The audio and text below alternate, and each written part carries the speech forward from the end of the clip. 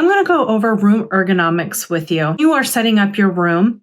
You can quickly evaluate what's going to work for you and what is not. If you're interviewing for a job at a lash studio, this information may be very helpful for you so that you can quickly assess a room setup just to make sure it's going to work for you, and maybe discuss with the studio owner to see if there's some adjustments that can be made if you have back issues or neck issues or wrist issues. Let's tune into just a little portion of Lash Intensive.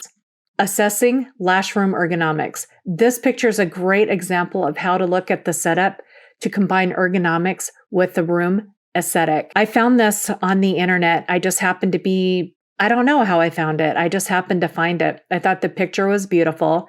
The setup would be a setup that most people think was okay. Aesthetically, beautiful can hurt. The ergonomics of the room setup may result in discomfort to you and your client. Okay, so look at this picture again. Okay, the lash artist position. What's wrong with this setup? Now, I'm not saying that the school, this is how they do things. This is probably set up for the picture because it is a very nice picture. So I'm not saying anything negative about the school. I'm sure it's a great school. Lash artist position. What's wrong with this setup? The stylist cannot sit closer to the client due to the under-table structure blocking her knees from moving under the table. The stylist's feet are turned outward in an unnatural position, which will pull her hip flexors and lower back out of alignment over time. So let's look at her feet. See how they're pointed out? The stylist is forced to lean toward the client and over time will strain her back, shoulders, neck, and wrists. See how she's kind of leaning? She's not sitting upright in a comfortable position. She's having to lean. Light setup in the corner facing toward the stylist and client will cause eye strain from the eyes trying to block the light and glare. So you have this light here. You have this light out here. You have the chandelier and reflection. And that just causes a lot of glare. The stylist is not wearing magnification glasses, which will cause eye strain. She's not wearing the glasses, but again, see how the light is coming?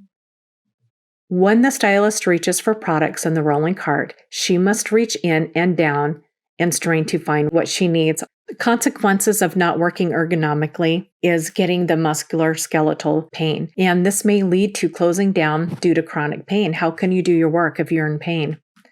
Client position. What is wrong with the client setup? So I'm going to move this picture down. The client is lying flat without a bolster under the knees to provide relief to the lower back. As you see, this client's knee is already shifting and will continue shifting from side to side. See, she's shifting. Her neck is not supported. The client with back issues will have a difficult time sitting up. They may injure themselves trying to sit up or roll off the bed as they shimmy their body up. So when your lower back is not supported, it is difficult getting off the massage table.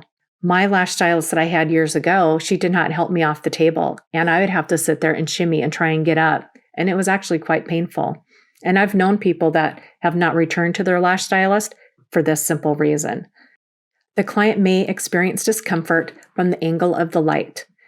The light is facing towards the stylist in a direction that can strain the client's eyelids from trying to hold back the light. So again, this light is angled down, and this may be causing some tension because you also have this light out here and then this beautiful chandelier up here. If the client was wearing a skirt or a dress, anyone walking past the window could see right up the client's skirt or dress. You don't have privacy.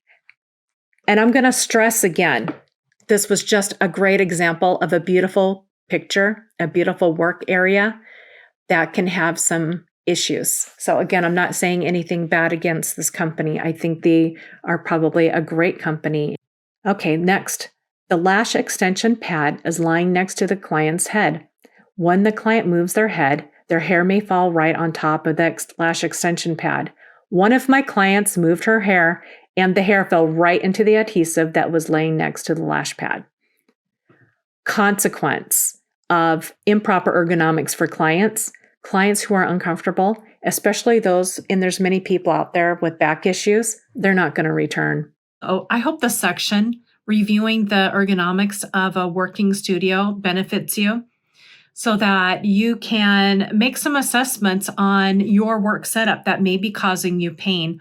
Or if you are interviewing for a job, and you can go in and inspect the studio with a discerning eye just to see what changes may need to be made, to see if that workspace, number one, is going to work for you. Number two, to discuss with the studio owner any changes that may need to be made so that it is a space that does not cause you discomfort. In the next video, I'm going to share with you some interesting information about doing mobile lash service. You can definitely create a business doing this, but there's just some things to consider before building your business around being completely mobile. Here we go. Lash Intensive does not replace the Lash Workshop. It's a foundation to your career.